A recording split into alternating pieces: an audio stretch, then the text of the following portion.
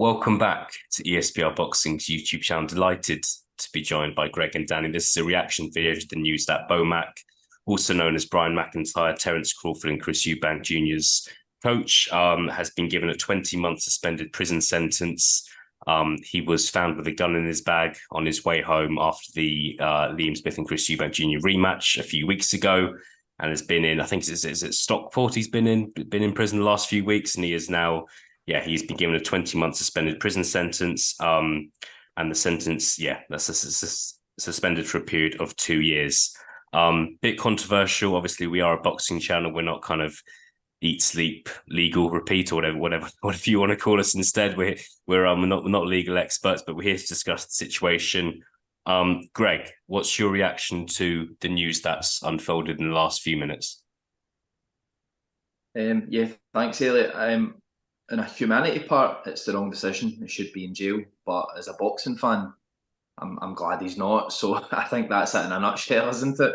Glad that he's going to be able to continue with his job and his role with the fighters. But guy had a gun in his bag, and you've only got a gun there for one reason. So yeah, controversial, but pleased in some ways. In other ways, it doesn't give me any confidence in the law. Yeah, absolutely. I think credit to Ollie or Oliver McManus, who's been kind of providing updates for various members of boxing Twitter to look at this afternoon. I think just to confirm, Bomac kind of came over to the UK with gun in his bag. Bag was not searched. Obviously, getting into the UK, he was traveling by some sort of private jet, and the day after the fight, had the same gun, fully loaded gun in his bag, and surprise, surprise, didn't manage to get that one through security as he was attempting to go back home. Danny, do you agree with Greg in the sense it's not doesn't look great when it comes to kind of like the laws of this country, but from a boxing perspective, it's good that he's going to be in a position to manage certain fighters again.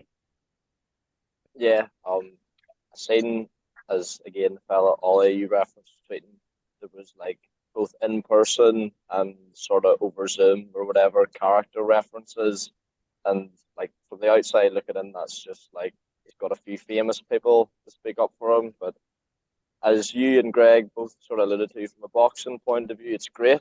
You know what I mean? Especially if you're Terence Crawford or Chris Eubank Jr. I actually spoke to someone who had a friend at the magistrates the other day, and I'm not going to name them because I'll get them sacked. But they said his defence was that he packed in a rush and didn't realise he had packed the gun, which to me, I don't know about you, seems pretty ludicrous. I think the fact he's pleaded guilty is probably why he's got a suspended sentence and won't have to do any time. But from a boxing perspective, obviously it's good news, so we'll stick to that, I think. Yeah, yeah, it's a bit of a crazy situation that somebody has attempted to bring a gun on board a plane, and isn't actually doing any kind of proper jail time for it. I think that we don't another time this person could have brought this gun onto a plane and basically started shooting it on board a flight. So it's a pretty serious crime, and my personal opinion of it is that when you go to another country, it's your responsibility to be aware of the laws in that country. That is, I personally do think that is your own responsibility. And if you kind of think it's okay to bring a gun on, or you haven't packed properly, you haven't packed your bag properly, that is down to you. Back onto boxing. Danny, where do you think this leaves us with the likes of Terence Crawford and Chris Eubank Jr.? How obviously Terence Crawford's probably the better example. He's been with Bomac for a very long time. Obviously, coached him during the big fight against Errol Spence. How quickly do you think they can kind of properly reunite? And when do you think we could see Terence Crawford back in the ring? I don't see any reason why they can't get back to work like pretty soon. I mean, he spent a month in jail. Like, it's not as if he's going to need like therapy or anything. You wouldn't have thought. Maybe the prison food was tough for him to adjust to. I'm not sure. You would hope that we've seen sort of talk of that this on suspense has activated the rematch clause, and there's sort of been delays sort of from Crawford's team and agreeing the terms.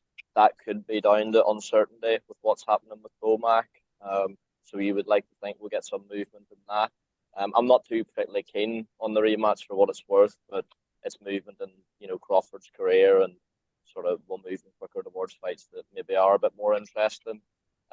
With Eubank, I'm not, as you say, I think it's obviously not as sort of pivotal for him. You don't know how much of that win over Smith was down to Bomac when he's been working for him for 3.5, 4 weeks, and I'm sure Eubank would like to work with Bomac again, but at the same time, I'm sure he wouldn't have been sitting there, crying and losing sleep over it. He goes between trainers, pretty easily.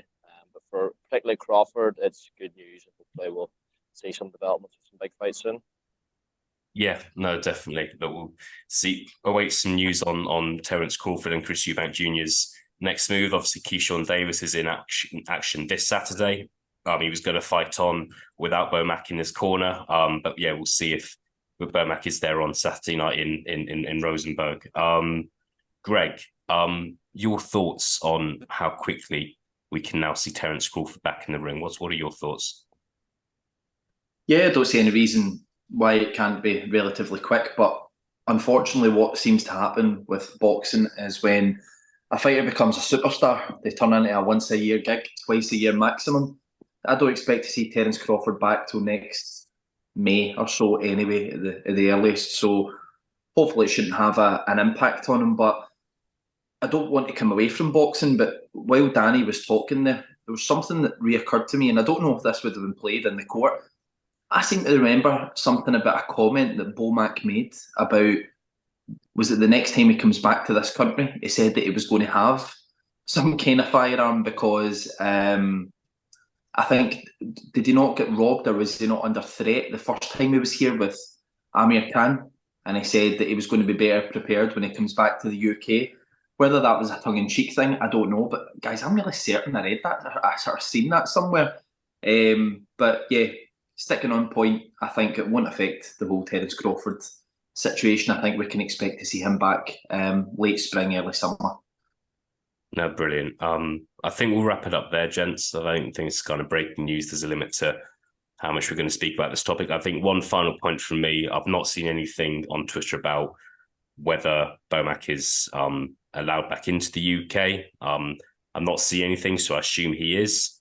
So kind of as things stand, I'm assuming that if Chris Eubank Jr. versus Conor Benn happens on October the 23rd, which is just over 2 months ago now, Bomac is legally allowed to be in the UK and being Chris Eubank Jr.'s corner. That is of course, if the fight happens in the UK, that fight could still happen in Dubai or the States or somewhere else. Who knows? Gents, thanks for joining me. It's been good to react to this bit of breaking news with you. Yeah, we'll see what happens next. We'll see what the after effects are of this, and yeah, see what happens next for Bomac and the fighters he's in charge of. Danny, Greg, thank you very much for joining me. I'll speak to both of you again soon. Thank you. Cheers, lads.